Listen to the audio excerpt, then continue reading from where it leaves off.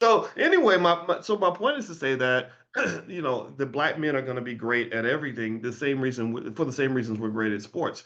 All it requires is self-esteem and to acknowledge the fact that if you can go out here and figure out how to play college basketball or whatever it is, you can figure out how to start a business. It's really a matter of value systems and understanding what's really going to take care of you long term. Like what's really going to be there for you. The saddest thing about sports to me and the black male, given that our athleticism is $1 trillion asset, two things make me very sad about sports.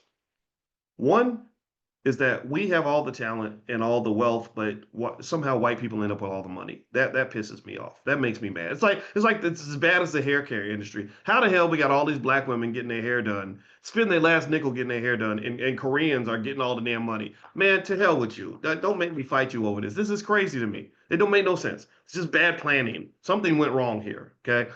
The second thing about sports that bothers me is that I see millions of little black boys dedicating their lives to sports, and 99.9% of them will never make a nickel playing sports. 99.9% of them will never make a penny playing sports. So sports has to be seen in a certain way. It should not be seen as something that we vilify because we're damn good at it. We're the best at it.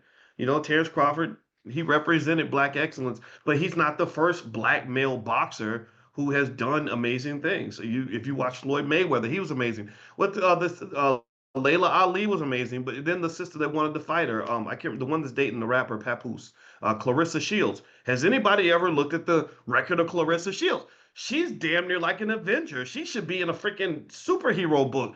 I looked at her record. I said, holy crap, this lady has defeated everyone. She probably fought Satan and won a boxing match with Satan. Like she's like her record. Like again, I've never seen a single one of her fights, but I really just kind of looked it up to say like, what are people talking about? I was floored. This late, like she can make an argument that she's like really the GOAT of every sport, like the best athlete on earth in every sport. The only reason that it would be hard for her to make that argument is because there's so many other black people that are just superbly, extraordinarily amazing at what they do. Um, Sydney McLaughlin in track and field. Go look at Sydney McLaughlin. If you're a track fan, you'll know what I'm talking about. So we have so many black people that have just done remarkable. Venus and Serena, Tiger Woods was breaking records that were 250 years old. You can't tell me that black excellence is not everywhere. Like there's a reason African American people are known throughout the world because we're just some bad SOBs. We are amazing.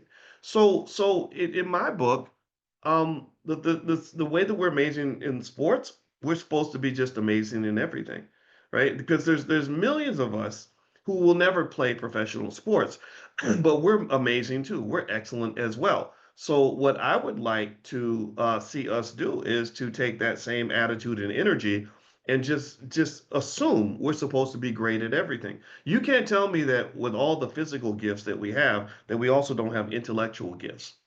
You can't tell me that we don't have gifts when it comes to survival. Look at what we survived. Look at what we overcame. You didn't overcome all this. You didn't survive the Middle Passage and slavery and Jim Crow and mass incarceration, but I did. My people did.